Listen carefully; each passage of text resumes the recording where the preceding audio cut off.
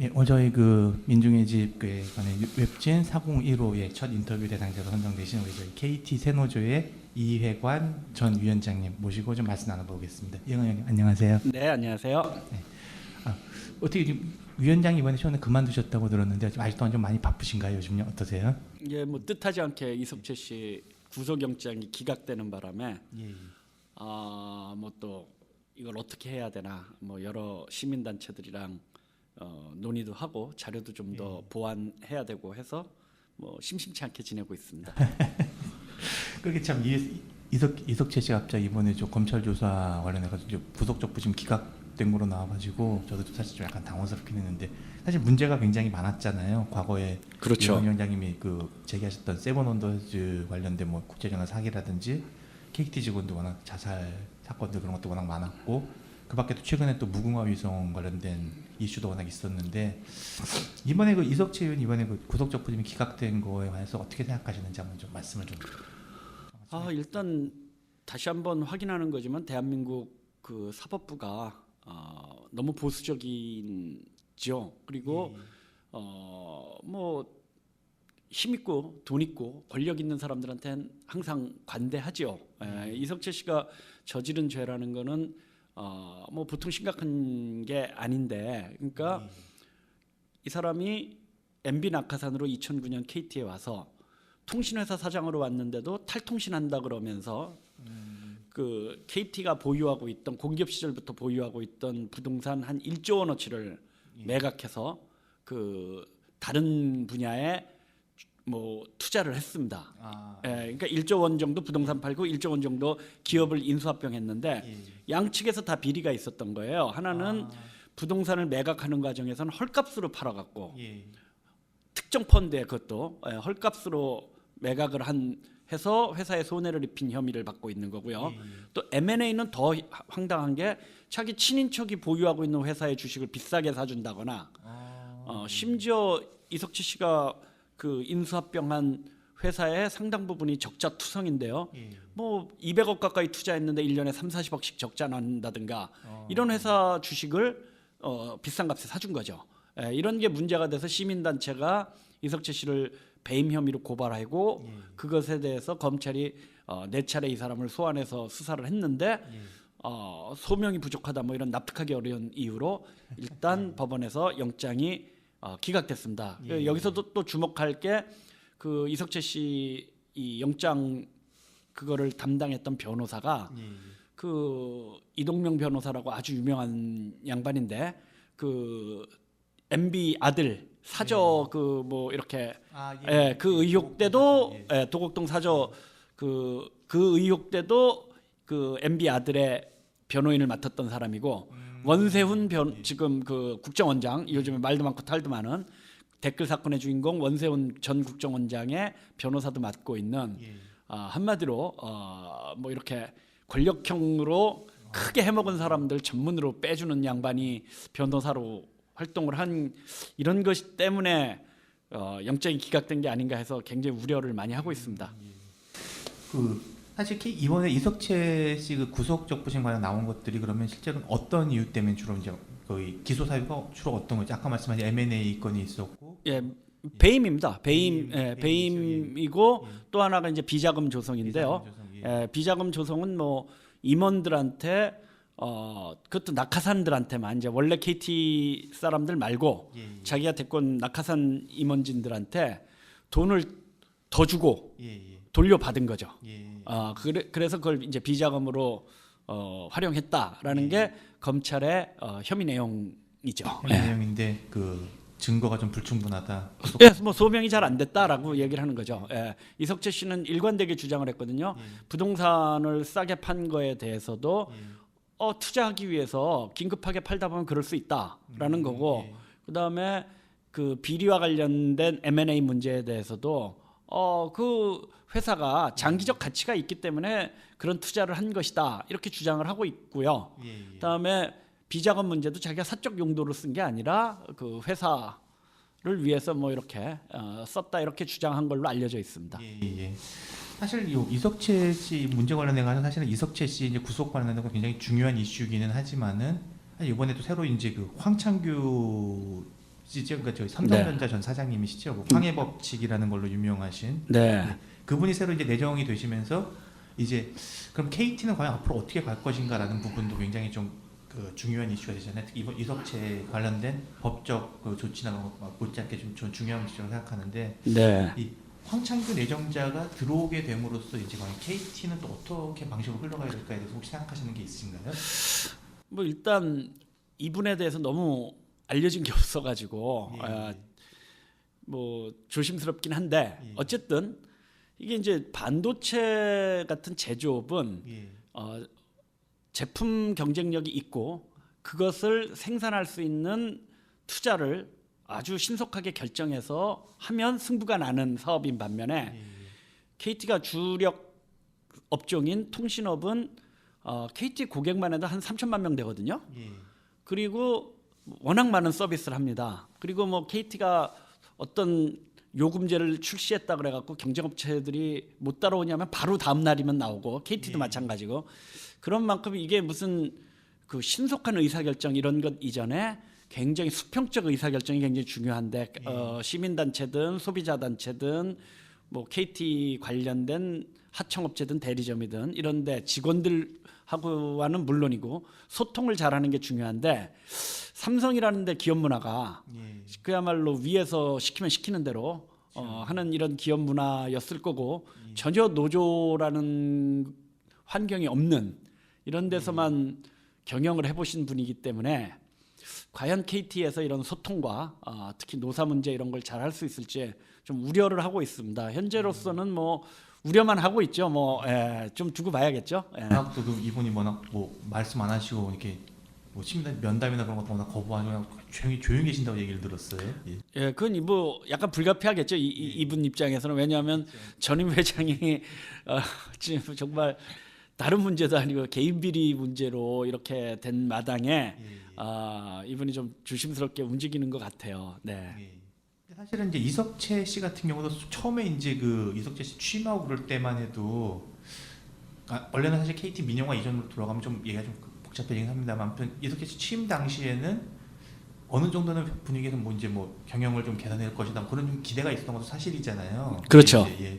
근데 사실은 뚜껑 열어보고 나니까는 지금 낙하산이고 굉장히 좀 내부적인 문제가 많은 걸로 밝혀졌고 황창규 내정자 이분에게도 만약에 좀 이런 거 좀 조심했으면 좋겠다 뭐 그런 말씀 좀 혹시 드릴 게 있으실까요? 크게 두 가지는 꼭 이분이 하셨으면 좋겠는데 예. 또 정치권 낙하산들 받아들이는 것은 적어도 하지 말아야 된다.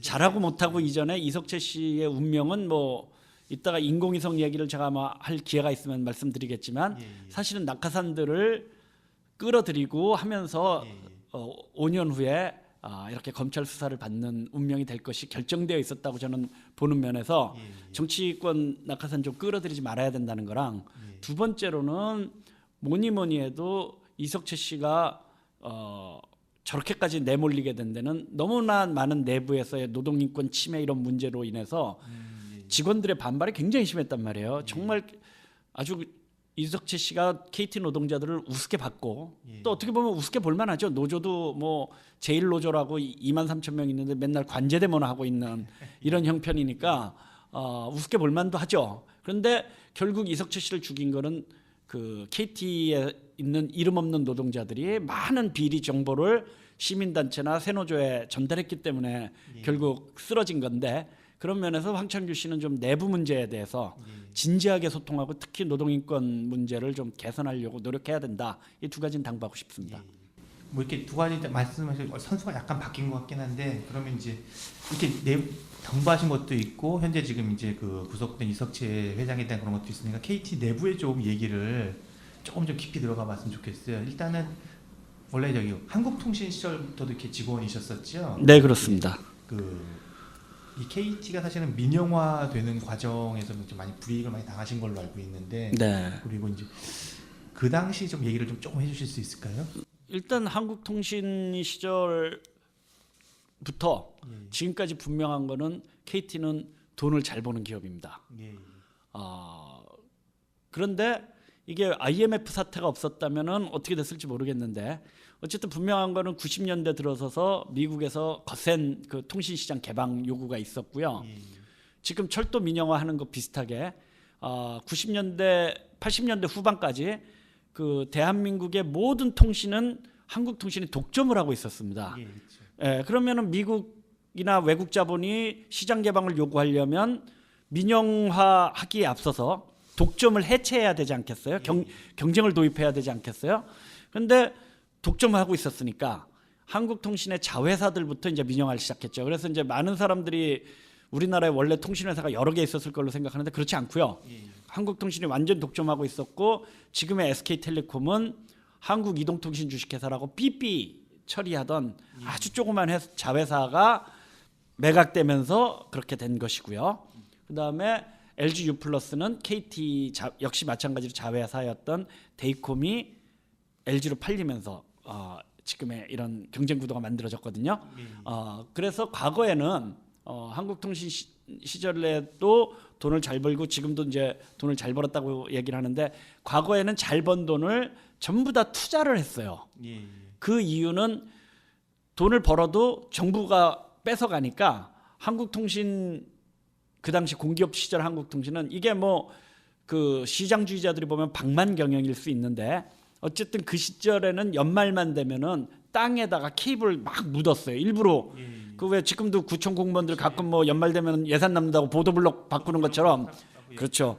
예, 그때는 한국통신은 무조건 땅에다 케이블을 묻었습니다. 그게 사실은 지금 우리나라가 전 세계에서 가장 우수한 통신 인프라를 구축할 수 있는 겁니다.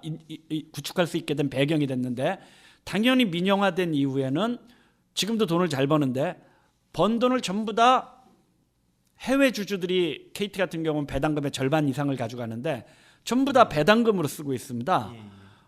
옛날 같으면 공기업 시절에는 돈 벌어서 그걸 땅에 묻었다면 지금은 돈 벌어서 월스트리트에 갖다 바치는 격이다. 이렇게 말씀드릴 수 있겠죠. 예. 그 KT가 이제 막 이제 말씀하신 대로 이제 민영화되고 그런 과정에서 그 노조가 KT 노조에서 내부에서 문제 때문에 이렇게 좀 배척당하시고 그런 것들이 좀 있는 걸로 알고 있습니다. 혹시 그 과정을 좀 얘기해 주세요. 예, 뭐 저는 94년도에 이제 그 한국통신 민영화 이런 게 가시화되면서 그 당시 한국통신 노동자들이 이제 이대로는 안 된다 이래갖고 이제 좀 강력하게 민주노조를 세워서 투쟁하자 이런 분위기가 이제 한동안 올라왔었죠. 그래서 제가 94년에 한국통신 노동조합 부위원장을 맡아서 이제 활동을 열심히 했습니다. 그래서 95년 이른바 한통 사태 때 해고돼서 이제 1차 해고죠. 12년간 해고 생활을 했는데 그 이제 민영화 과정에서 아주 집중적으로 노조 탄압이 있었고 지금 철도 노조에 가해지는 탄압 이게 이제 한국통신 노조에 가했던 탄압을 그대로 흉내내고 있다고 저는 생각이 되는데 뭐 저희 때는 대통령께서 그 당시 김영삼 대통령이 한국통신 노조는 국가전복 세력이다. 이렇게까지 얘기해서 저희도 뭐 조계사 명동성당으로 피신까지 갔었는데 뭐 거기까지 공권력 투입하고 뭐 이런 뭐 어마어마한 탄압을 했죠. 그렇게 하면서 이제 노조가 많이 무너졌고 그래서 제가 이제 그 해고자 생활을 하면서 노조가 어용이다 이렇게 비판을 했더니 노조에서 저를 제명하기도 했고 뭐 이런 뭐 여러 가지 슬픈 에피소드가 많이 있었죠. 부위원장이셨었죠? 네, 그렇습니다. 그때 제가 알기로는 위원장이하고 부위원장하고 몇 분 이렇게 좀 해고당이 되신 걸 알고 있는데 그 당시 심정은 좀 어떠셨나요? 여쭤보기가 이게 좀. 뭐 워낙 젊을 때였고요. 뭐 충분히 해고되리라고 각오하고 이제 싸움을 시작을 했기 때문에 그랬는지 해고된 거에 대해서 특별하게 막 비통하고 이러기보다는 정부의 태도 이런 거에 굉장히 이제 화가 났던 거죠. 제가 해고됐다는 사실보다 국가전복 세력으로 몰아가고 어느 정도로 심했냐면 노조 사무실에 그 경찰들이 와서 출입문을 폐쇄까지 했었습니다. 저희 때는 이 폐쇄라는 게 무슨 그냥 말로 폐쇄 이런 게 아니라 못 갖고 와갖고 못질을 했어요. 못질을 했었고 정말 이 뭐 법도 없는 그런 탄압을 하고 다음에 노조가 뭐 하루 아침에 39명을 수배 조치했고 뭐 이런 이제 가공할 탄압이 있었는데 그래서 굉장히 이제 대한민국 그게 이제 문민정부라는 김영삼 정부에서 있었던 일이거든요. 예. 그래서 제가 그 당시에도 이미 한국의 민주주의라는 게 예. 노동자들에게는 굉장히 그 허약한 그리고 그래서 그 민주주의가 지금 뭐 오늘날 뭐 많은 사람들이 민주주의 위기라고 얘기를 하는데 그 뿌리를 따지고 들어가면 민주주의가 노동자들에게 예. 민주주의가 아니니까 그 민주정부라고 들어선 문민정부 하에서 일어났던 일이고요. 또 저희 민영화가 김대중 정부 하에서 일어났거든요. 예. 그런 면에서 한국의 민주주의라는 건 매우 취약할 수밖에 없었고 그래서 오늘날 이렇게 이제 박근혜 정부 하에서 이런 뭐 참 있을 수 없는 예. 댓글 사건이라든가 국정원 댓글 사건이라든가 이런 게 오지 않았을까 이렇게 생각합니다. 과거부터 이렇게 좀 이어졌던 그런 것들이다. 그러니까, 예. 노조 이제 하면서 그럼 그 후에 이제 그 제명당하신 이후에 이제 그 다음에 이제 그 말씀하신 대로 이제 그 노조 운동이나 그런 거에 대해서 그 당시 KT 노조의 운동 그런 건 어떻게 평가를 하세요? 그러니까 역시 아무래도 뭐 어용이 좀 됐다, 좀 이렇게 정부에 많이 붙었다 그런 평가들이 워낙 많고 그 후로도 지금 이렇게 KT 노조에 대한 평가는 굉장히 좀 특히 이제 노동계나 그쪽에서 이제 안 좋은 걸로 알고 있는데 그 당시에는 어떻게 좀 바라보는 게 있을까요? 일단 이제 약간의 특성이 있습니다. 그러니까 그 국책 사업 비슷하게 민영화 과정에서 국책 사업 비슷하게 지금 철도 노조에 대해서도 비슷하게 간다고 보는데 이 한국통신의 민주노조를 깨지 않으면 안 되겠다 이런 것 때문에 정말 아까 말씀드린 대로 법도 없이 심각한 노조 탄압을 해서 무너진 대목도 하나 있고요. 또 이제 참 서글픈 얘기지만 그 김대중 정부 때 그 경제 위기를 극복한다 그러면서 그 이제 외국 자본을 끌어들이면서 이제 주식 버블이 이제 엄청났었잖아요. 그런데 그 주식 버블을 이끌었던 게 IT 주식입니다. 그렇죠. 그런데 이제 KT 노동자들한테 우리 사주 형태로 주식 이런 게 꽤 많이 이제 그 좀 지급이 되고 뭐 이랬었거든요. 그러면서 저는 이제 그 KT 노동자들 사이에 약간의 환상 이런 것도 있었다고 생각합니다. 민영화라는 게 과연 꼭 나쁜 거기만 할까?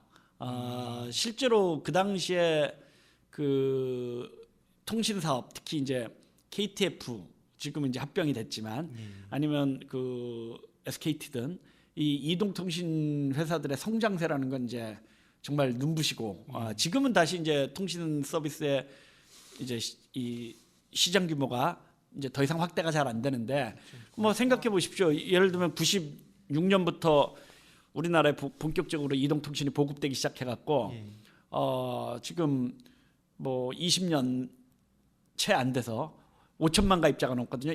그 국민 수보다 많습니다. 핸드폰이요. 0에서 5천만까지 한 20년도 채 안 걸리는 사이에 성장했으니까 얼마나 시장이 가파르게 성장했겠어요.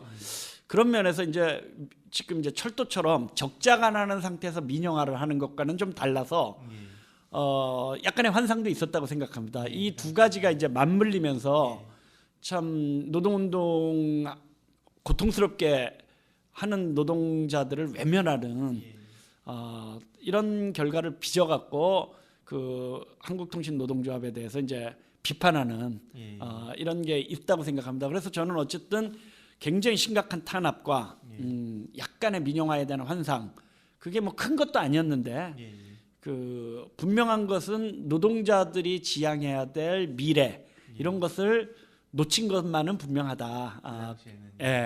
그런 것들이 맞물리면서 아주 노조가 심하게 망가진 경우다 이렇게 말씀드릴 수 있을 것 같습니다. 이번에 혹시 철도 노조 쪽 관련해가지고 거의 비슷한 식으로 좀 이렇게 충고하고 말씀이 좀 있으시겠네요. 그러니까요. 제가 철도 파업하는 전후에서 교육 뭐 워낙 많이 했습니다. 민영화 과정에서 그렇게 이제 노조가 좀 많이 좀 힘들어졌고 이제 그런 이제 그렇게 된 이제 노조에서 제명당하시고 나면서 이제 그 KT 새노조라는 걸 만들어 가지고 이제 좀 대응을 하신 게 있잖아요. 네. 그러니까 말씀하신 그런 이제 노동조합의 그런 한계나 그런 것들을 어느 정도 극복해 보기 위한 이제 운동이라고 생각하시는 저는 이제 개인적으로 판단을 하는데 만드시게 된 계기라든지 뭐 지향하는 방향 같은 게 있으면 좀 말씀해 주시면 좋을 것 같아요. 네, 어쨌든 이제 그 2011년부터 우리 사회에 이제 복수노조가 이제 허용이 됐잖아요. 예, 근데 이제 뭐 한국통신 제일노조라는 건 이제 뭐 지금까지 말씀드린 대로 이거 뭐 노조도 아니라고 저는 보는데 이렇게 이제 노조는 망가졌고 KT 노동자들이 이제 그 즈음 돼서 이제 많이 죽기 시작했습니다. 뭐 그 언론에 워낙 많이 보도됐지만 지난해만 KT 직원이 25명 죽고 8명이 자살했거든요. 참 뭐 충격적인 거죠. 이렇게 한켠에서 노동자들이 죽어가고 있고 또 민영화의 결과로 통신비가 너무 올라가지고 지금 뭐 논란의 여지가 없습니다. 이거 논란은 전부 다 이게 그 통신사들이 그 마치 뭐 우리나라가 비싸지 않은 것처럼 이렇게 논란을 만드는 거지. 우리 정부에서 항상 진짜 하늘처럼 떠받드는 OECD 통계에 딱 나와 있습니다. 그게 그 2년에 한 번씩 조사를 하는데 2011년 통계는 세계 2위였고요. 가계통신비 부담이 작년엔 3위였습니다. 그러니까 뭐 세계 최고 수준의 통신 요금을 내고 계시다 이렇게 생각하시면 되는데 어쨌든 통신비 인하 운동 이런 게 벌어지잖아요. 그래서 우리가 이제 민영화 반대를 해서 민영화가 됐으니까 이제 뭐 더 이상 반대하고 말고 할 것도 없고 말씀드린 대로 민영화 이후 전부 다 해외 주주들한테 돈만 퍼주고 있고 그 통신비는 계속 오르고 있고 노동자들은 계속 죽어가고 있고 이런 문제를 좀 사회적으로 좀 제기를 해야 되지. 이게 뭐 우리 임금 올려달라라든가 우리 고용 보장해달라고 얘기해갖고 될 일이 아니다. 그래서 이제 적극적으로 한번 사회 연대를 주축으로 통신비 인하, 그러니까 통신 공공성을 보장하자, 노동인권 보장해라.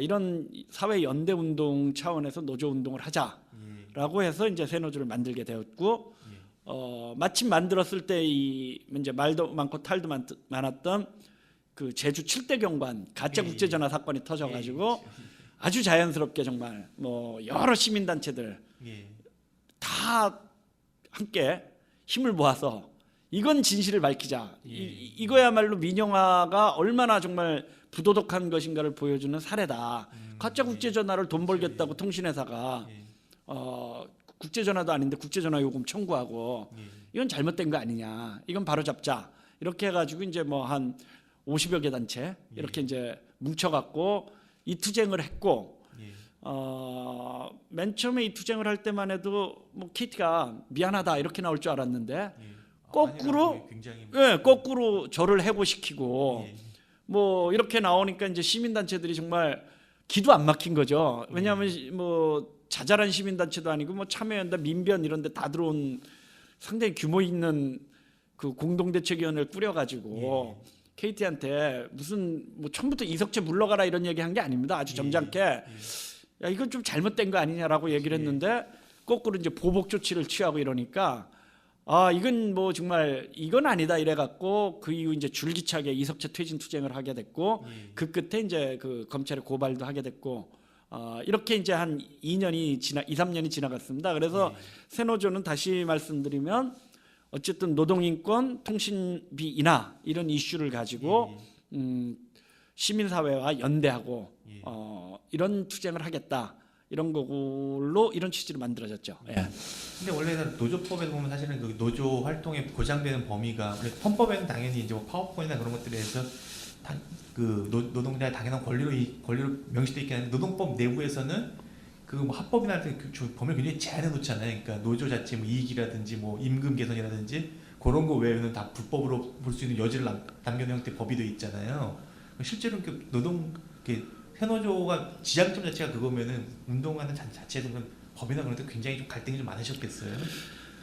일단 오늘 MBC 파업에 대해서 아주 주목할 만한 판결이 떨어졌는데 언론사이기 때문에 공정방송 문제를 가지고 파업한 것은 징계가 부당하다. 그런 판결. 오늘 판결이 떨어졌는데 이게 이제 대법원까지 올라가 보면 어떻게 될지 모르겠는데 여하튼 저로서는 우리 새노조로서는 그 통신 공공성 우리가 통신을 책임지는 사람이니까 이런 문제를 갖고 노동자들이 운동을 해야 사회적 지지도 얻어내고 또 그런 힘을 얻어야 우리도 고용을 보장받지 맨날 사회적인 문제는 입 다물고 예를 들면 통신비 비싸다고 전 국민이 아우성인데 그런 얘기는 한마디도 안 하고 우리 고용만 보장해라 이렇게 얘기했을 때 예. 오히려 지금 사실 어떻게 보면 민주노총도 그런 면에서 많이 찍혔는데 국민들한테 예. 그런 것이 반복되지 않을까 그런 면에서 저희는 뭐 아주 작심하고 예. 좀 사회 보편적 의제 이런 것들을 중심에 놓고 활동해 나가자 예. 이렇게 결론을 내리고 활동하고 있는 거죠. 예. 굉장히 소수 노조인 걸로 알고 있어요. 제가 예전에 듣기로는 뭐 그러니까 이게 뭐 농담 삼아 어떻게 하는지 모르겠는데 노조에 가입하기 위해서는 면접에 통과하고 뭐 그렇게 해야 된다 소리가 있던데 실제로 그럼 노조는 가입은 어떻게 되는 거고 그 조직 규모는 어느 정도가 될까요? 예, 지금 30명이고요. 예. 예. 뭐 면접을 보죠 저희가. 사실은 왜 그러냐면 이제 KT가 심각한 노동인권 탄압 이런 것 때문에 예.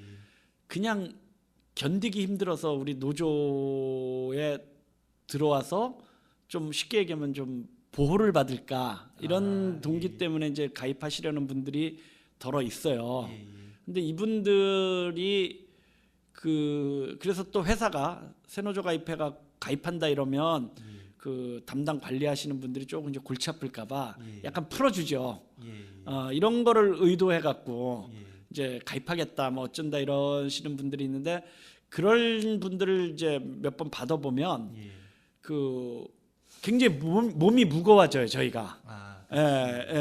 저희는 어쨌든 30명에 불과하지만 가장 중요하게 결정할 원칙 중에 하나가 전원 행동주의입니다. 결정하면은 전원하는 겁니다. 뭐 그게 집회가 됐건 농성이 됐건 캠페인이 됐건 예. 뭐 결정하면 다 하자. 그러니까 뭐 결정하는 사람들은 여러 명인데 하는 사람은 소수고 이러면은 예. 조직이 이제 힘이 안 실리니까 무조건 전체 행동주의인데 예. 자꾸만 그런 데 빠지고 이렇게 되면 피곤해지더라고요. 그렇죠. 그래서 이제 여튼 다짐을 받고 이렇게 면접을 통해서 이건 다 하는 거다. 예. 그리고 결정된 건 무조건 하는 거다. 이런 것에 대한 그 확실하게 고지하고 이런 거 각오로 하시겠느냐는 걸 묻죠. 그리고 하시겠다는 분만 받죠. 그렇죠. 실제로 그럼 그게 잘 되고 계신가요 지금은요? 지금까지는 뭐 전원 행동주의가 잘 이루어지고 있습니다. 다행입니다. 네. 그럼 이제 그렇게 이제 사회나 이슈나 걸 제기하고 그런 것들 활동을 하시는 것도 있겠지만 일상적인 노조 활동 같은 것도 있을 텐데 일상적인 노조 활동은 보통 어떤 것들을 하고 계신가요? 일단 저희가 전국 사업장이니까요. 예. 이 수도권 같으면 한 2주에 한 번씩 모이고 있고요. 예. 이제 요즘에 그 이석채 퇴진 투쟁하면서 약간 바빠갖고 따박따박 못 지켰는데 예. 전국적으로는 한 달에 한 번 모여갖고 항상 학습하고 토론하고 상황 공유를 하고 이거를 이제 철칙처럼 지키고 있습니다. 비교적 잘 지켜지고 있는데 이런 게 이제 굉장히 힘이 되죠. 그러니까 예를 들면 KT가 이 아주 흔히 하는 일상적인 그 행동 중에 하나가 그 민영화 이후에 실적주의 때문에 그 언론에도 많이 나왔죠. 예를 들면 불법으로 그 영업 보조금을 만드는 겁니다. 어떻게 만드느냐 하면 예를 들면 휴일 근무하지도 않았는데 측근들을 팀장이나 이런 사람들이 측근들을 휴일 근무한 것처럼 서류를 끄면서 휴일 근무 수당을 돌려받죠. 그래서 그걸 가지고 이제 영업을 하려고 그러니까 이제 영업 비용 같은 거. 그러니까 지금 사실은 핸드폰 시장에서의 경쟁은 불법 보조금 경쟁이잖아요. 그러니까 그런 걸 이제 이렇게 얹어주는 거죠. 근데 이건 사실은 굉장히 잘못된 행위예요. 회사가 필요하면 정직하게 영업 그 활동비를 주든가 이래야 되는데 이런 식으로 하겠죠. 윗사람들도 다 속이고 이렇게 하는 거죠. 실적에 이제 눈이 멀어서 그렇게 하는 건데 예를 들면 그런 거를 우리가 다 잡아내자. 예를 들면 그런 거를 이제 일적 고발 기간 이런 거 운영해서 한다든가 뭐 이런 재밌는 행동들을 좀 합니다. 일상적으로. 뭐 아까 말씀하신 학습이나 그런 것들이나 굉장히 많이 강조하시는 것 같아요. 조직이요. 기본적으로. 그 학습을 굳이 강조하시는 그런 게 특별한 이유가 있으신가요? 대체로 저는 그 노동자들이 IMF 경제 위기 이후 특히 심해졌다고 보는데 자기 소속된 기업이 어떻게 돌아가는지에 대해서 놀라우리만큼 무지해져 있습니다. 자기 하는 일 외엔 몰라요. KT로 좁혀야기면 내가 핸드폰 몇 대 팔아야 되지? 예. 뭐 이런 거는 잘 알아도 KT가 전체 매출이 어느 정도 되고 예컨대 뭐 그중에 배당금으로 해외 주주들한테 얼마를 주고 있고 이런 거 잘 몰라요. 그런 거에 대한 문제의식이 생기면 누구라도 사람들이 자기 행동을 돌아봅니다. 그러니까 예컨대 내가 이렇게 핸드폰을 팔아가지고 이게 사용자들한테 고객들한테 편의를 제공하는 측면보다는 이거 해외 주주들한테 돈 갖다 바치는 거네. 이런 문제의식 같은 게 생겨야 KT 기업 지배 구조 바꾸자 이런 투쟁을 하지 않겠습니까? 그런 면에서 이제 이 조금 우리 내부에서 경영 실태도 좀 정확하게 파악하고 또 사회적인 문제도 마찬가지인데 저는 이제 노동자들이 예를 들면 KT가 아까 민영화에 약간 환상이 있었다고 말씀을 드렸는데 제가 뭐 비근한 일화를 하나 말씀드리면 저는 이제 뭐 학생 때부터 운동을 해갖고 제가 제일 싫어하는 게 이제 서명 운동이에요. 서명 운동 진짜 영혼이 안 실리잖아요. 저도 뭐 한번 집회 나가면 서명 한 10번씩 하는데 돌아와서 보면 뭐 서명했는지 기억도 하나도 안 나요. 솔직히 말해가지고. 그래서 저는 이제 서명운동 참 싫어하는데 어쨌든 옛날에 제가 이제 제1노조 그러니까 한국통신노조 부위원장 할 때 얘긴데 그때 한국통신노조가 이제 우리나라 서명운동의 역사를 다시 썼다 그러는 그 민영화 반대 서명운동을 했어요.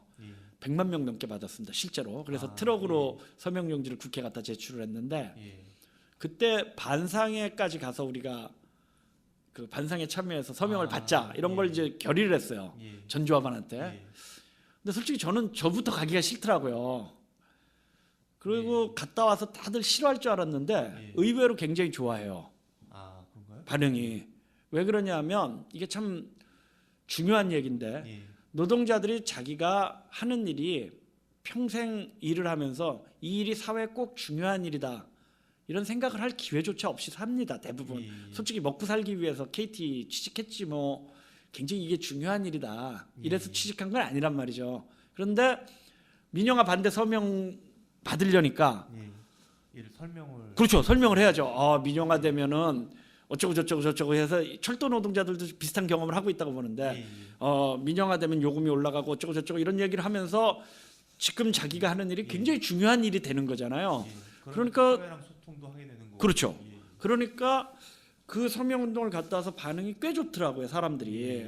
그래서 내가 이런 게 운동인가 보다라고 얘기를 했는데 생각을 많이 했었는데 학습을 한다라는 게 뭐 무슨 굉장한 이론적 깊이 있는 학습 이전에 저는 이렇게 자기를 사회적 구성의 일원으로 볼 때 싸울 수도 있고 이런 KT의 민영화가 부당하다 이런 투쟁을 하게 되지 그런 경험이 없다면 그저 뭐 그냥 오늘 하루 지내는데 뭐 편하게 지내고 월급 많이 받으면 장땡이고 이렇게 되지 않을까. 그런 면에서 우리는 이제 학습 토론 이런 지금 제가 하는 얘기 이런 얘기를 많이 합니다. 우리가. 아까 말씀하신 것도 연결이 많이 되는 것 같아요. 그러니까 네. 직원들이 이제 회사 내부의 사정을 잘 모른다는 것도 역시 이제 그렇죠. 그냥 이제 내가 회사의 일원이라기보다 그냥 나는 그냥 용역을 팔고 용역의 대가로 그냥 돈만 받아가는 그렇죠. 된다 생각하는 거랑 연결되는 것 같고 또 마찬가지게 또 이제 외부 나가서 얘기하는 거는 그것도 아니고 다 사회 구성원이다. 나는 그냥 단순히 회사 용역으로 돈 말하는 기회가 아니고 회사의 구성원이고 사회 구성원이고 같이 만들어가는 것이다라는 거를 느끼게 해줄 수 있다는 그렇죠. 것들이 필요하기 때문에 네. 학습이나 그런 것들을 중시한다라고 말씀하신 굉장히 인상이 깊습니다. 네. 구체적으로 그럼 혹시 뭐 학습이나 그런 것들에 뭐 어떤 학습들을 어떻게 진행하고 계신지 그런 걸 좀 여쭤도 괜찮을까요? 뭐 이제 뭐 저희가 뭐 민영화 문제, 통신 공공성 문제 이런 거에 대한 뭐 영화도 찍었고 뭐 그런 거 보고도 얘기하고 뭐 그렇습니다. 요즘에 이제 지난번 모였을 때 우리가 주로 이제 무궁화 인공위성 사건 뭐 그런 거에 대해서도 그냥 단순하게 뭐 위성을 싸게 팔았대. 그 뭐 어떤 놈이 해먹었나 봐. 이렇게 했을 때의 사람의 분노와 그걸 정확하게 알고 있을 때의 분노는 상당히 다른 거거든요. 그런 면에서 이제 그 인공위성 같은 거 지난번에 이제 많이 얘기를 했죠. 그 경과나 이런 게.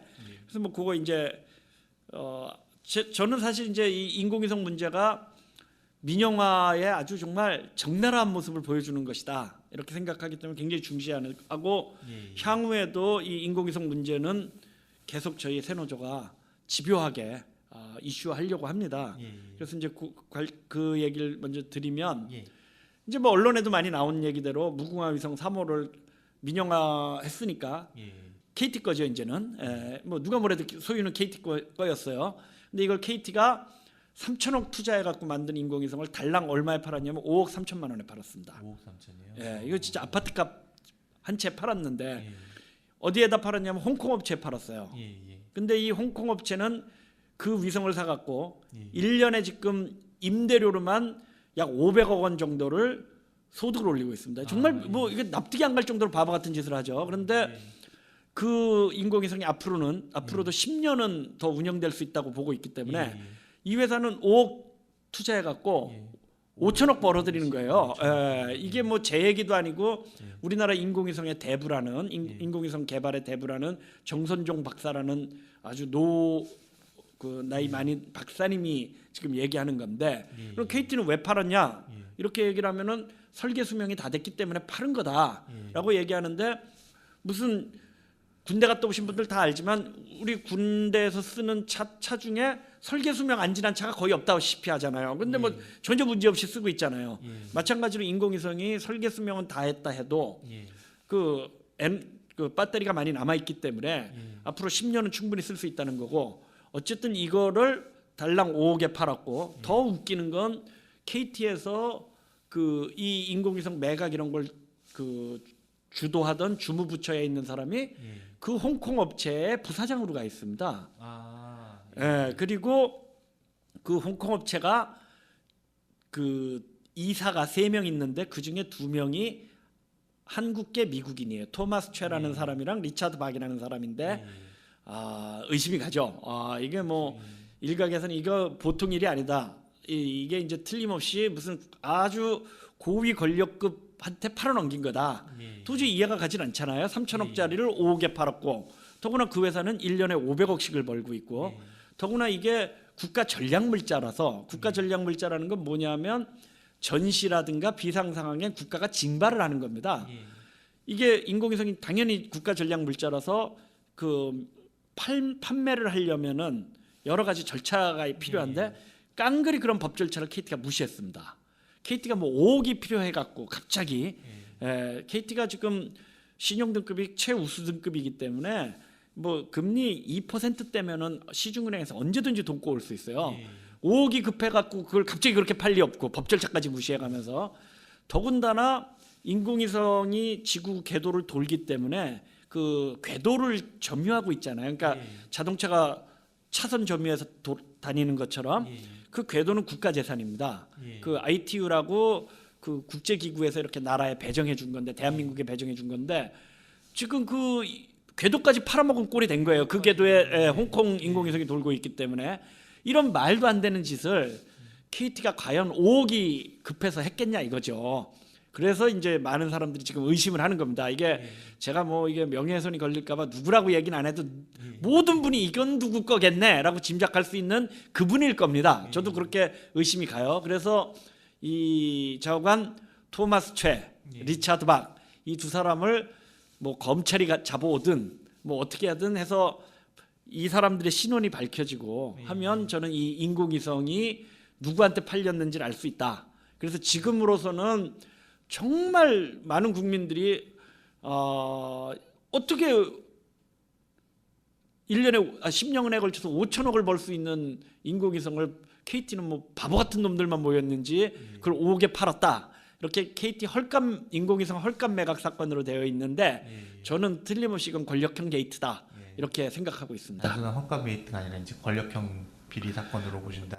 그렇지 않겠어요? 안 그러면은 그렇게 정말 다시 한번 강조하지만 KT가 은행에서 2%대 돈 빌려올 수 있는데 그 5억이 모자라 갖고 그걸 그 짓을 했겠습니까? 그건 뭐 뻔한 것이다. 그렇죠. 뭐 이렇게 생각합니다. 송강호 씨처럼 급전이 필요한 것도 아니실 테고. 그러니까요. 네. 이거 지금 KT는 앞으로 KT 세노조 얘기가 살짝 이제 무궁화유성 쪽으로 좀 넘어간 감이 있는데 네. 예, 이왕 무궁화유성 쪽으로 얘기가 간 김에 KT 쪽, KT 사내 쪽 얘기를 좀 더만 더 진행해 볼게요. 그러니까 지금 사실은 뭐 아까 잠깐 말씀해 주셨지만 이제 제주 7대 경과 관한 사건들 같은 것도 굉장히 좀 문제가 좀 심각하게 나온 게 있고 이 무궁화유성 같은 경우도 이제 그 말씀해 주셨 이런 이제 주로 이제 그 회사의 경영진이나 그쪽에 좀 이제 이익을 쫙 끌어당기기 위한 어떤 이제 권력형 비리라고 보면은 사실 그 속에서 이제 피해받는 것들 이제 직원들에 대한 이제 노동 수탈이나 그런 것도 굉장히 피해가 좀 큰 상황이잖아요. 그러다 보니까는 뭐 몇 년 전에 굉장히 큰 이슈가 됐지만 KT 뭐 살인 기업이라는 얘기가 나올 정도로 네. KT 직원분들 많이 좀 자살도 높아지고 네. 직원들 많이 돌아가지고 언제가 다른 어느 인터뷰에서 그러니까 유서도 없이 돌아가신 어떤 직원에 대한 말씀을 해주신 게 기억이 나는데 그런 것들 그러니까 좀 얘기도 좀 해주셨으면 좋을 것 같아요. 네, 이제 그 KT 노동인권 문제가 보통 심각한 게 아니죠. 이제 국회에서도 여러 차례 논의가 됐고 저도 작년 국정감사 때 증인 출석도 했었는데 그 이제 CP 프로그램이라고 불법 인력 퇴출 프로그램이고 은수미 국회의원 같은 경우는 정신학대 해고 프로그램이다 이렇게 부르고 있어요. 그게 뭐냐하면 이제 KT가 전국 사업장이잖아요. 이 전국 사업장임을 악용해서 사람들을 쉽게 얘기하면 뺑뺑이 돌리는 겁니다. 제가 이건 뭐 사례 몇 가지만 얘기해도 사람들이 경악을 금치 못하는데 그 가장 유명한 김옥희 씨 같은 사례는 이분 교환원 출신이었어요.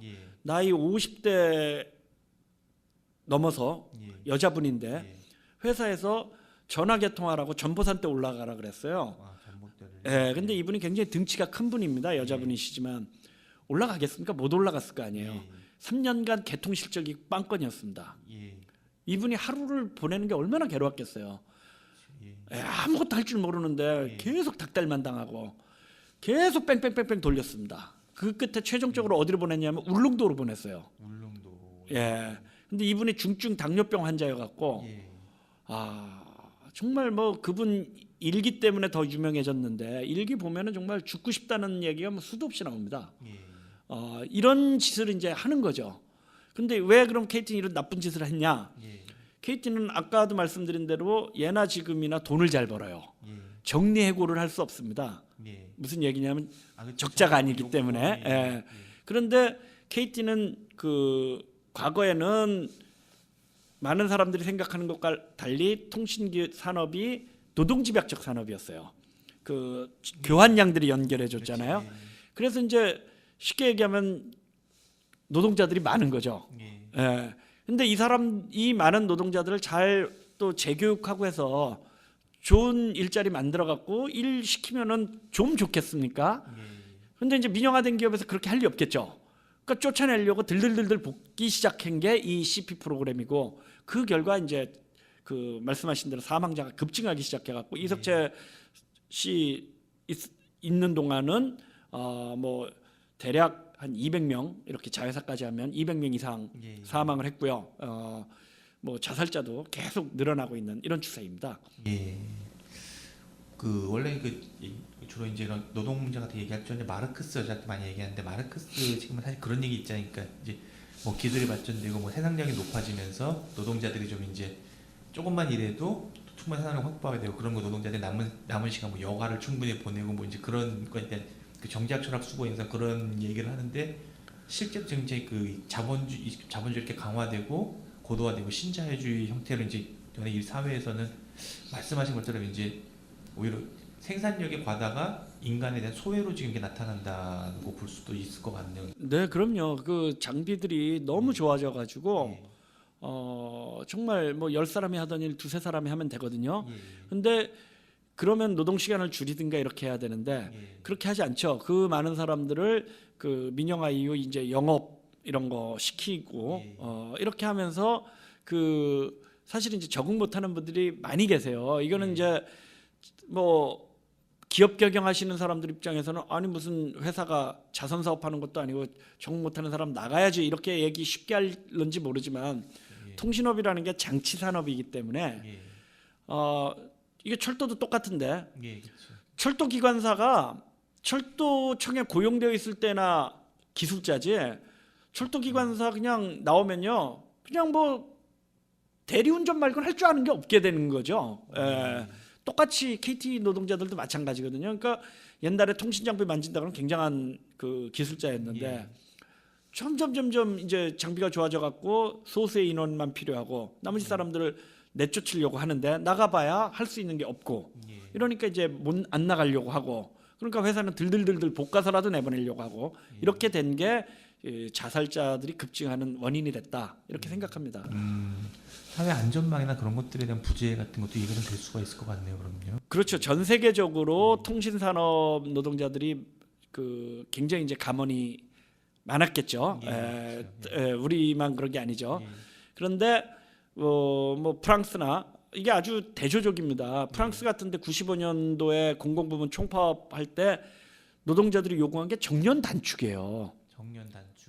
우리 빨리 나가서 우리 빨리 나가는 대신 노후 연금을 당겨다오. 그리고 청년들한테 그 일자리를 넘겨주겠다. 이게 아마 제가 볼 때 우리 사회도 사회 안전망이 갖춰져 있다면 지금 뭐 박근혜 정부에서 공기업 개혁한다고 말이 공기업 개혁이지 결국 공기업 노동자들을 쫓아내겠다는 건데 나갈 수가 없단 말이죠. 현실적으로 공기업 노동자들 입장에서 그럼 또 이제 그 싸우게 되고 그러면은 정부는 철밥통 뭐 자기 밥그릇 지키기다 이렇게 비난을 하게 되는데 사회 안전망이 있는 정상적인 저는 그게 정상화라고 봅니다. 사회 안전망이 있는 정상적 사회라면 아마 공기업 노동자들이 지금 제가 얘기하는 대로 우리 정년 단축하고 연금 땡겨 받을 테니까 물론 연금이 이제 우리나라처럼 뭐 이런 용돈 수준이 아니라 인간적인 생활이 된다는 전제겠죠. 그럴 테니까 청년들한테 일자리 넘겨주겠다. 우리 빨리빨리 퇴직하고 이렇게 나올 겁니다. 아마 그 프랑스 95년 총파업 때 노동자들이 정년 단축 요구했고 그렇게 했거든요.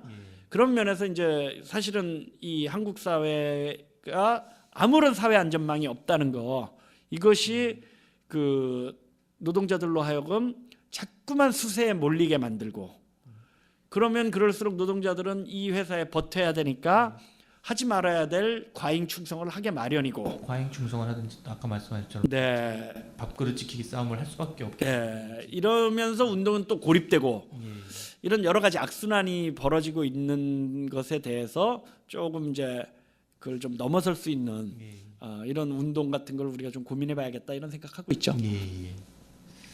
아까 잠깐 이제 그 이석채 얘기하면서 잠깐 말씀하셨지만은 그 이석채 회장이 그때 근무하고 당시에 이제 그 정치권으로부터 이렇게 뭐 낙하산 워낙 많았잖아요. 그래서 KT 이사진의 구성에 문제가 있다고 그런 문제 제기도 많이 하셨던 걸로 아는데 거기에 대해서 한번 얘기를 좀 해주시죠. 지금 현재 KT 이사진 구성이 좀 어떻게 돼 있고 사실 이게 지금 이 황창근 내정자 관련된 얘기에서도 언론에서 얘기가 많이 나오고 있더라고요. 그러니까. 뭐 KT 그러면 이제 낙하산 천국 이렇게 됐죠. 뭐 그야말로 온갖 정치권뿐만 아니라 법조계, 언론계, 심지어는 국정원에서 과거 도청 사건으로 문제가 됐던 사람까지도 그 자회사에 고문으로 와 있거든요. 그 뉴스를 보면서 제가 정말 너무 화가 났던 것 중에 하나가 통신사에서 딴 건 몰라도 도청 관련자를 고문으로 앉힌다 그러면 그건 뭐 회사 망해 먹자는 얘기밖에 안 되겠죠. 근데 어쨌든 자기한테 도움이 된다 그러면 이제 막 끌어들이는 거죠. 낙하산들을. 이렇게 이제 되어 있고요. 그래서 뭐 이름만 대면 다 아실 만한 뭐 홍사덕 씨나 저 청와대 MB 때 청와대 대변인했던 김은혜 씨나 오세훈 전 서울시장의 여동생분이나 이런 분들이 다 요직 차지하고 있습니다. 그리고 이사 구성도 대부분 다 이제 정치권과 이렇게 이래저래 연줄이 되어 있거나 이석채 씨 학교 친구들로 구성되어 있어갖고 이제 별칭이 동창회 이사회죠. 그렇게 되어 있고 이런 상태이기 때문에 저는 이제 KT가 장기적으로 기업 지배 구조를 안 바꾸면 정말 우리 사회에서 긍정적인 역할을 못할 거라고 봅니다. 첫째로 일단 그 주주 구성에 있어갖고 지배 주주가 없잖아요. 지배 주주가 없는 상태에서 해외 주주가 다수파입니다.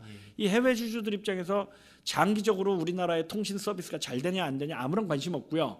오로지 단기적으로 배당금만 챙겨가면 됩니다. 비율이 어느 정도 되죠? 그 원래 법에는 49%까지만 해외 주주들이 가질 수 있게 되어 있는데요. 그런데 그 의결권 없는 주식들이 있기 때문에 의결 가능한 주식으로 얘기하면은 절반이 넘습니다. 해외 주주. 예. 그다음에 이제 이사들 구성에 있어서도 장기적으로 이 기업을 끌고 가려는 이사들로 좀 구성이 돼야 돼요. 즉 통신 전문가들로 좀 구성이 되고, 그다음에 정치권과 무관하게. 나는 통신 전문가로서 우리나라 통신업이 발전하기 위해서는 KT가 이런 정도 경영돼야 된다. 이런 분들로 좀 구성이 돼야 되고요. 특히 이 견제가 가능하려면 뭐니 해도 이에 상충이 되는 사람들이 와야 된다고 저는 생각합니다. 그 대표적으로 독일에서 하고 있다는 노동자 대표가 사회이사로 참여한다거나 소비자 대표가 참여한다거나 이런 것들이 좀 이렇게 기업 지배 구조를 바꿔야 된다. 그래서 이사회에 그 소비자 대표나 그 노동자 대표가 들어가서 조금 이제 이 견제를 해야 이렇게 되는 것이 좀 필요하겠다. 당장은 이렇게 생각하고, 장기적으로는 이게 지금 이제 우리나라 뭐 사실 그 재정 필요한 데가 너무 많아갖고 참 쉽지 않은 얘기인데, 장기적으로는 어떻게든 KT 정도는 다시 한번 좀 재공유화하는 뭐 이런 방안을 좀 우리 사회가 한번 고민해봤으면 좋겠다. 뭐 이렇게 말씀드리고 싶습니다. 네. 이사진 구조가 그러면 지금 현재는 많이 이제 낙하산. 네, 뭐 굉장히 높은가요? 어느 그렇죠. 정도 되죠? 비율이요? 지금 뭐 이사회 의장하시는 김응한 씨는 그 한국계 미국인이시죠. IMF 때 미국 시카고대 교수고, IMF 때 뭐 그 한국의 그 각종 자산을 미국에 이제 파는데 그걸 진두지휘했던 경제학자시고요. 그다음에 그 이춘호 씨는 이사인데, 이분도 역시 그 MB 정부 초대 여성부 장관 했다가 이제 낙마하신 분이고, 그다음에 이제 박병원 이사 같은 경우 은행연합회 회장하셨던 분이고, 뭐 기타 등등 다 이제 뭐 비슷비슷해요. 그래갖고 대부분 이석채 전 회장하고는 그 고등학교 동창이거나 대학 동창이시거나 이런 분들로 구성되어 있죠. 네. 위에서 내려오신 분들 많고. 그렇죠. 이분들이 실제로 그럼 황창규 예정자가 실제로 뭐 사양이 된다 그래도 거의 그대로 가게 되는 건가요? 어떻게 되는 건가요? 이때 그게 이제 관건인데, 저희 KT 세노조에서도 이 사람들 다 물러나야 된다라고 주장을 하고 있는데, 지금 봐갖고는 계속 갈 것 같고요. 이분들 임기가 이제 종료가 순차적으로 종료되는데, 그 당장 이분들이 관두는 게 제일 좋은 해법이라고 생각을 하는데, 그게 쉽지 않다면 순차적으로라도 좀 정리를 하면서 지금 제가 얘기한 통신 전문가 이런 분들로 좀 이사진을 구성해서 통신 전문 기업답게 이렇게 가고, 좀 사회적 책임을 다할 수 있게 이렇게 좀 됐으면 좋겠어요. 장기적으로도 뭐 국유화가 됐든 뭐 어떤 형태가 되든가. 그렇죠. 좀 공유화 정도까지도 이제 생각하시는 게 좀 있으시군요. 그러니까 특히 이게 이제 참 어떻게 보면 무책임한 건데, 우리나라 통신 서비스가 다 민간 기업으로만 지금 이루어지니까 장기적으로 볼 때 국도 고속도로 비슷하게 최소한 국도는 이게 뭐 이제 급한 사람은 고속도로 돈 내고 타고 다니는 거고, 나는 돈이 없으면 어쨌든 국도로라도 사람이 다닐 수 있게 해줘야 되는 것처럼, 제가 볼 때 지금 통신 서비스라는 거는 과거와는 비교도 안 되게 생필품이에요. 그렇죠. 지금 요즘 애들한테 너 밥 안 준다 그러면 애들이요 싱긋도 안 해요. 그런데 너 핸드폰 뺏는다 그러면 애들이요 진짜 싹싹 빕니다. 그만큼 이제 생활 필수품이고, 그런데 비싼 요금을 내지 않으면 사용할 수 없다. 생필품인데 이건 좀 저는 굉장히 문제가 있다고 봅니다. 그런 면에서 장기적으로 무료 와이파이 존도 늘리고, 이거 누가 할 거예요? 정부가 할 거예요? 누가 할 겁니까?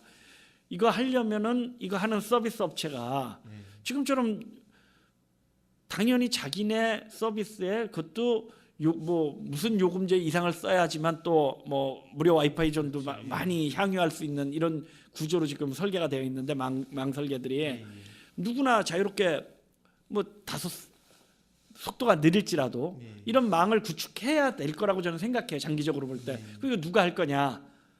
그럼 결국 이제 그 뭔가 공공성을 중심으로 하는 회사든 뭐가 있어야 될 거라고 생각을 하기 때문에 장기적으로는 다시 재공유화를 한번 검토해야 되는데 지금 뭐 대한민국의 그 재정 수요가 너무나도 절박한 게 많으니까 참 걱정이 많죠.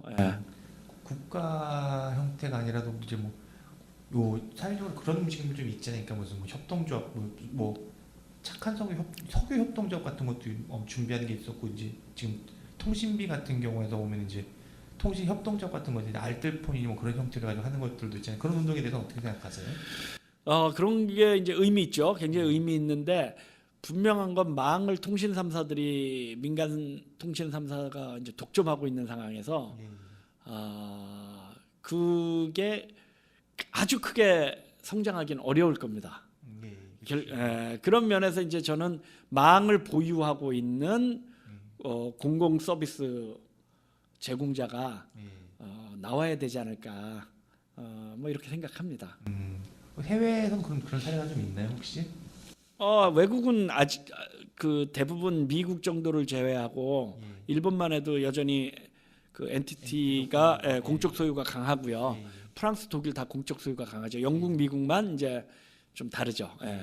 이제 그러면 이제 앞으로 특히 KT 세노조 얘기를 좀 다시 한번 돌아가 볼게요. 네. 말씀하신 대로 이제 지금 물론 이제 굉장히 이제 이석채 그 구속영장 기각이나 그런 것 때문에 노조에서 내부에서 일도 굉장히 많아지고 하긴 했지만은 아무튼 형식적으로는 이제 그 노조 위원장을 이제 놓으시고 좀 이제 좀 뭐라고 말씀드려야 되나 좀 프리한 생활로 돌아오시는 좀 이제 그런 아무튼 놓으시고 이제 뭔가 새로운 형태의 이제 운동을 좀 고민하시는 게 아닌가 좀 생각을 좀 하긴 하는데 이 KT 세노조가 이번에 이제 이번에 일단 새로 위원장님 되신 분 잠깐 소개 좀 부탁드리고 그분 이제 앞으로는 어떻게 활동이 될 것 같다 뭐 그런 얘기도 좀 해주시면 좋을 것 같아요.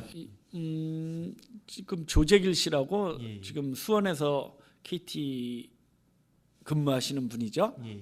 뭐 95년 한통 사태 때 이분도 이제 감옥도 갔다 오신 분이고요. 뭐 아주 훌륭하신 분이라서 잘할 거라고 생각합니다. 저는 이제 뭐 다른 것보다 애초의 취지대로 통신 공공성, 특히 통신비 인하 운동 이런 것과 사회 연대를 한 축으로 하고 그 다음에는 내부에서 어쨌든 이제 제가 볼 때 KT 노동자들의 인권 침해 문제가 굉장히 심각하기 때문에 이 인권 침해 문제를 이슈화하는 이런 운동을 이제 꾸준히 할 거라고 생각이 되고요. 뭐 조합원을 늘리는 것보다는 저희는 뭐 영향력을 확대하는 전략을 쓴다. 도대체 30명짜리 노조 저희 KT 세노조 30명이고 저희 KT 1노조는 23,000명이거든요. 조합원이.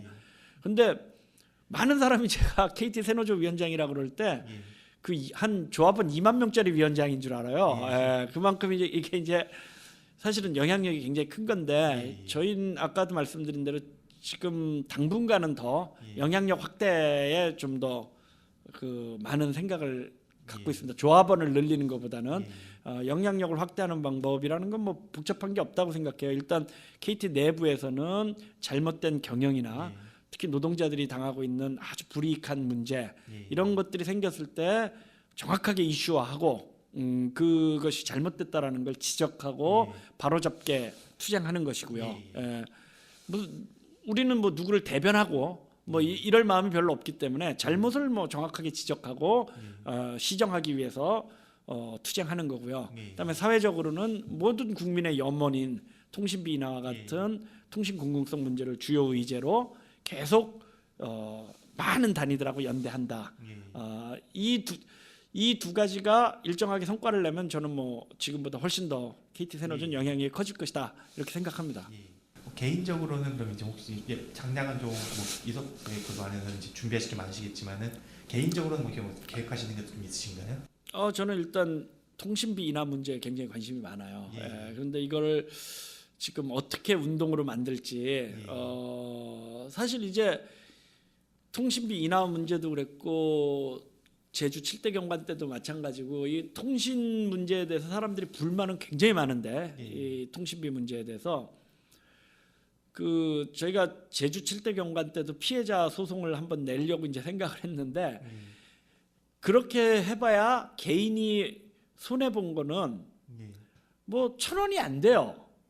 아, 예. 예, 그렇게 해서 통신사가 걷어들이는 돈은 뭐 수백억이 되지만 예. 이게 지금 항상 이 통신비와 관련된 뭐 과다 청구든 가라 청구든 이런 문제가 됐을 때 예. 싸움이 잘 안 되는 이유가 통신사는 그걸로 이제 수백억을 벌어들이는데 예. 가입자가 워낙 많으니까 예. 개인은 피해액이 뭐 1,000원, 2,000원 이래요. 예. 그러면 솔직히 저라도 그렇지 1,000원, 2,000원 손해 본 것 때문에 무슨 소송을 내자 그러면 소송 내라고 막 인감증명 띄워주고 이렇게 안 할 것 같아요. 저도 예.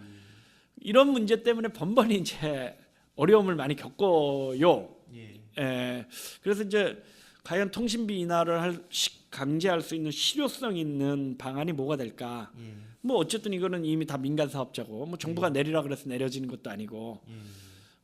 뭐 여튼 어쨌든 그럼에도 불구하고 제가 볼 때 제가 정치하시는 분들한테 뭐 여당 야당 가리지 않고 다 똑같이 얘기하는데 통신비를 내리는 거를 선도한 정치인들은 향후 가장 비전 있는 정치인이 된다. 뭐 복잡한 거 하지 마라. 우리 국회의원들 맨날 민생 뭐 말로 하는데 복잡한 거 하지 말고 제가 볼 때 통신비 인하 이거는 왜냐하면은 전 국민의 혜택을 보거든요. 예, 다른 거랑 굉장히 달라요. 예. 그래서 사실은 또 그 통신비 인하 운동이 어려운 이유 중에 하나도 통신비로 인해 갖고 혜택을 보는 기업은 결국 세 개입니다. 예, SKT, KT, LGU 플러스. 이걸로 손해 보는 사람은 전 국민이에요. 예, 그러면은 통신비를 내리자고 할 때 전 국민이 그러면 들고 일어서냐? 절대 그렇지 않잖아요. 반면에 통신비 내리는 걸 막으려는 거는 이 세 개 사업자는 진짜 목숨 걸고 합니다. 그래서 국회의원들 관리 이런 거 철저하게 하거든요.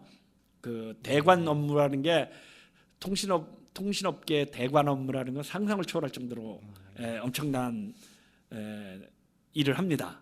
그렇기 때문에 이게 어려운데 어쨌든 통신비 인하 같은 걸 실질적으로 좀 이끌어내는 이런 효과적인 운동 이런 것들을 한번 좀 구상하고 해봐야겠다.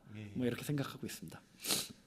말씀하신 그런 것 같아서 뭐 집단소송제라고 하는 건가요? 그런 것들이 좀 도입되는 것도 많이 도움이 될 수 있을지 모르겠네요. 그 아까 말씀한 것처럼 1,000원, 2,000원 매자고 뭐 이렇게 그냥 인감증 떼지는 사람이 없을 수 있으니까 하나 증명이 되면은 피해본 모든 사람에게 동시에 뭐 적용되는 형태. 그렇죠. 그러니까 얼마나 웃기냐면 지금 참여연대를 비롯해서 원가 소송이라는 걸 하고 있거든요.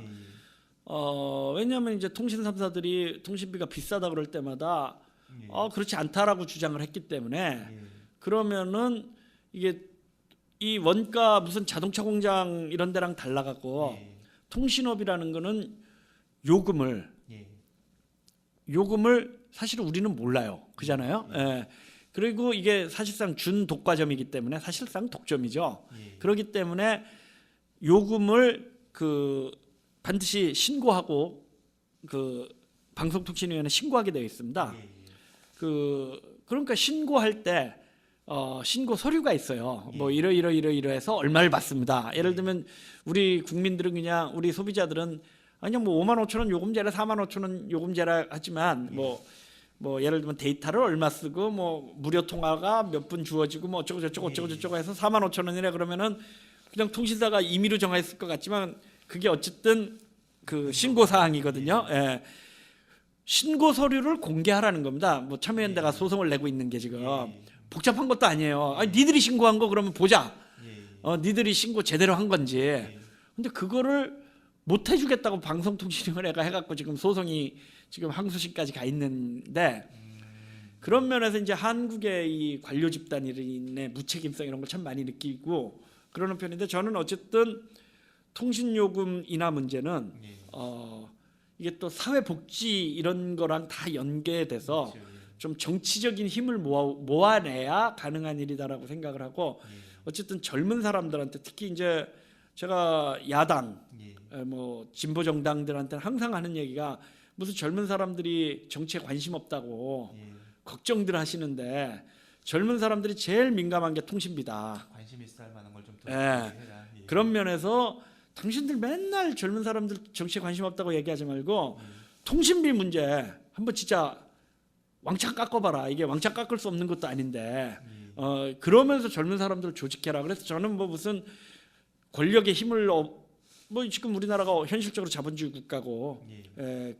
경제와 정치라는 게 분리되어 있는 나라인데 무슨 정치권에서 통신사들한테 요금 내려 이렇게 할 수는 없다고 봅니다. 저는 강력한 사회적 힘을 만들어내서 그걸 갖고 이제 해야 된다고 생각을 하기 때문에 이 통신비 인하가 무슨 대리전적으로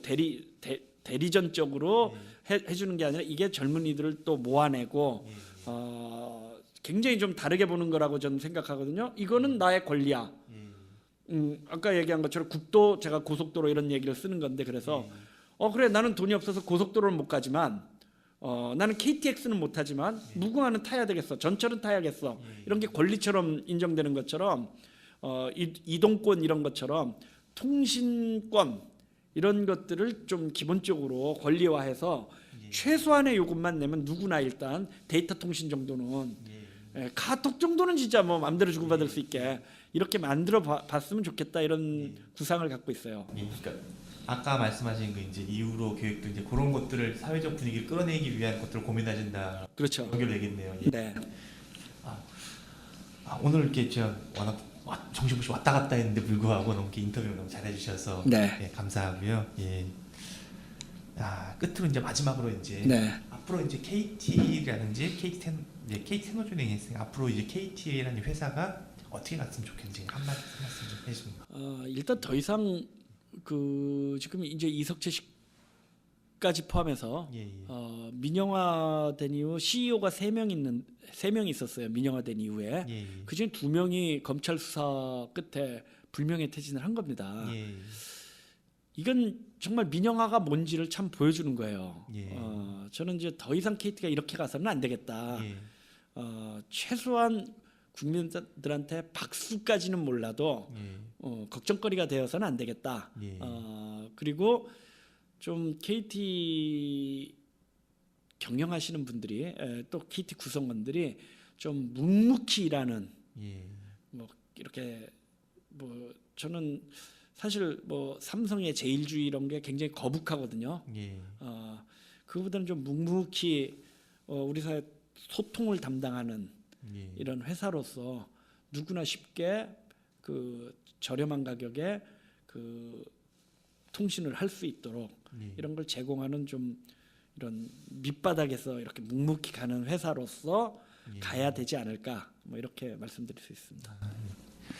오늘 말씀 감사드립니다. 네, 고맙습니다. 네.